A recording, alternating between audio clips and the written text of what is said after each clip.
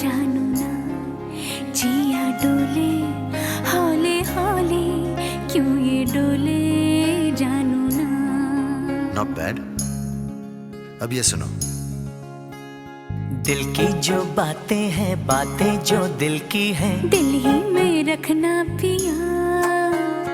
लब तो ना खोलूं मैं, खोलूं ना लब तो पर आँखों से सब कह दिया पियू बोले। হাই এভরিওয়ান, আমি প্রভাত। এক্সপ্লোর উইথ প্রভাত চ্যানেলে সবাইকে স্বাগতম। এখন আমি চলেছি কোচবিহারের উদ্দেশ্যে। আমার train Dibrugarh two new Delhi রাজধানী এক্সপ্রেস। ট্রেনটি রাইট টাইমে গুয়াহাটি স্টেশনে এসে পৌঁছালো। আমি আমার কোচ নাম্বার এবং সিট দেখে ট্রেনে উঠে পড়লাম। তারপর লাগেজ সেট করে আমি শুয়ে পড়লাম। শুয়ে শুয়ে ট্রেন থেকে অনেক সিনারি দেখতে পেলাম। এখন এটি যেটা দেখতে পাচ্ছেন এটি ব্রহ্মপুত্র নদী, এর উপর যে রেল ব্রিজটা আছে এটার উপর দিয়ে আমরা চলেছি। এই ব্রিজটা ক্রস করতে ট্রেনটির প্রায় 2 মিনিটের বেশি সময় লাগলো। অপূর্ব লাগছিল ট্রেন থেকে নিচে নদী, তার পাশে ছোট ছোট পাহাড় দেখতে।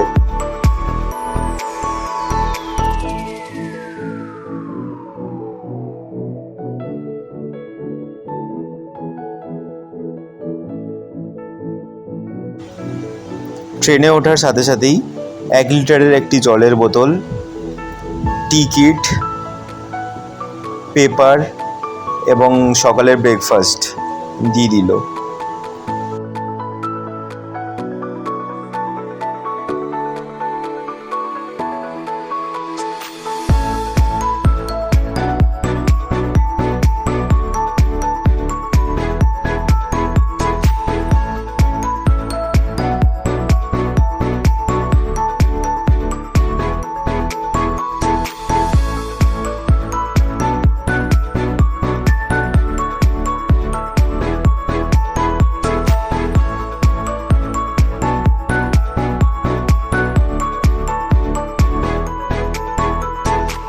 4.5 ঘন্টার জার্নি শেষ করে এসে পৌঁছালাম কোচবিহার রেলওয়ে স্টেশনে, new Cooch Behar railway station. Station থেকে একটি টোটো বুক করে নিউ কোচবিহার থেকে পৌঁছালাম কোচবিহার। সেখানে গিয়ে আমি ছিলাম যুবরাজ হোটেলে। হোটেলে গিয়ে ফ্রেশ হয়ে নিয়ে বেরিয়ে পড়লাম লাঞ্চ করতে। খুব সুন্দরভাবে লাঞ্চ থালিটি সাজিয়ে দেওয়া হয়েছিল। লাঞ্চ করে আমার কাজ কমপ্লিট করে তারপর বেরিয়ে পড়লাম কোচবিহার প্যালেস, কোচবিহার রাজবাড়ি দেখতে। টিকিটের প্রাইস ছিল 25 টাকা। এটি সকাল 10টা থেকে বিকাল 5টা পর্যন্ত খোলা থাকে এবং প্রত্যেক দিনই খোলা থাকে, শুক্রবার বাদে। শুক্রবার এটি শুধু বন্ধ থাকে। এই রাজবাড়িটি ঘুরে দেখতে কমপক্ষে 1 ঘন্টার বেশি সময় লাগবে। রাজবাড়ির ভেতরে মোবাইল ক্যামেরা অ্যালাউ না, মানে ফটো তোলা পুরোপুরি নিষিদ্ধ। বাইরে কোনো প্রবলেম নেই, বাইরে যেরকমভাবে পারে ফটো তুলছে। রাজবাড়ির ভেতরে রাজবাড়ির মানুষজনের ব্যবহার করা বিভিন্ন জিনিসপত্র সংরক্ষিত আছে। এই রাজবাড়িটি আর্কিওলজিক্যাল সার্ভে অফ ইন্ডিয়া অধীনে আছে। খুবই পরিষ্কার পরিচ্ছন্ন ভিতরের প্যালেসটি। এটি একটি এলিফ্যান্ট স্কাল, এটি সংরক্ষিত করে রাখা আছে।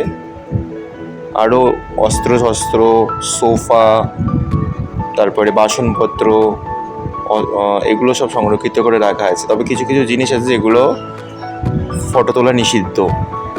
তো যতটা পেরেছি ভিডিও করতে পেরেছি, বাকিটা ভিডিও করা নিষিদ্ধ বলে করতে পারিনি।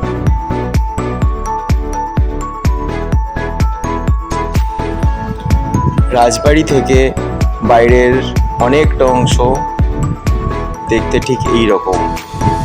আমরা যখন গেছিলাম তখন বিকেল হয়ে গেছিল, তো 5টা বেজে গেলে এই রাজবাড়িটি বন্ধ হয়ে যায়। মানে রাজবাড়ির ভিতরে ঢুকতে দেয় না, বাট বাইরে যে মাঠ আছে, বাগান আছে, পুকুর পাড় আছে, সেখানে বসা যায়, কিন্তু ভিতরে আর অ্যালাউ না 5টার পর।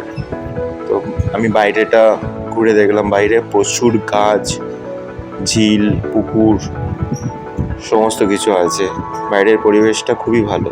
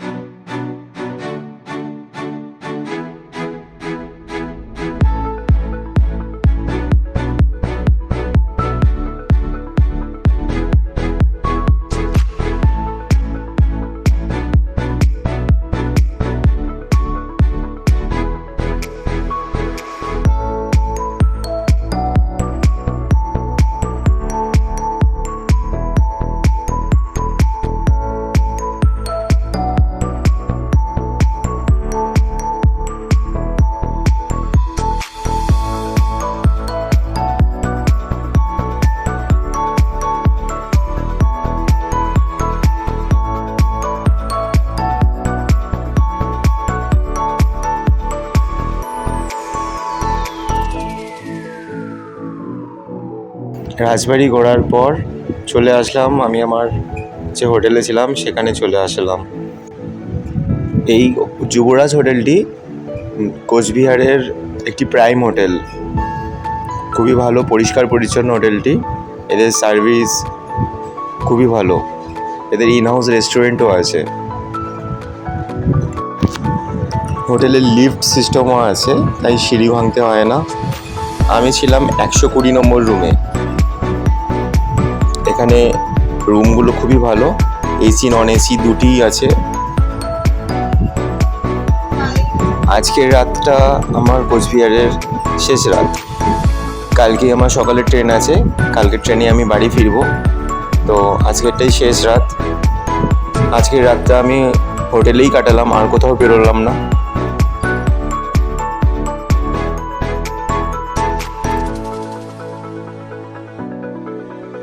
আজকের রাতটা হোটেলে কাটিয়ে পরের দিন সকালবেলা ব্রেকফাস্ট করতে বেরিয়ে পড়লাম কোচবিহারের বিখ্যাত মিষ্টির দোকান সম্রাট সুইটসে। তো এখানে ব্রেকফাস্টটা সারলাম কচুরি, সবজি এবং এদের বিখ্যাত কিছু মিষ্টি আছে সেগুলো দিয়ে। এটি ক্ষীর চপ বলে এখানে। তারপর আরও অনেক ধরনের মিষ্টি আছে যেগুলোর দাম খুবই রিজনেবল, আমাদের কলকাতার থেকে দাম অনেকটাই কম এবং টেস্টও খুব সুন্দর। এখানে পিওর ছানার জিনিস পাওয়া যায়। তো আমি খেলাম কচুরি এবং তার সাথে ছানার চপ। খাওয়া দাওয়ার পর এবার ট্রেন ধরার পালা। এখান থেকে টোটো বুক করে চলে গেলাম নিউ কোচবিহার স্টেশনে। কিছু ছবিও তুলেছিলাম যেগুলো আপনাদের সাথে শেয়ার করলাম।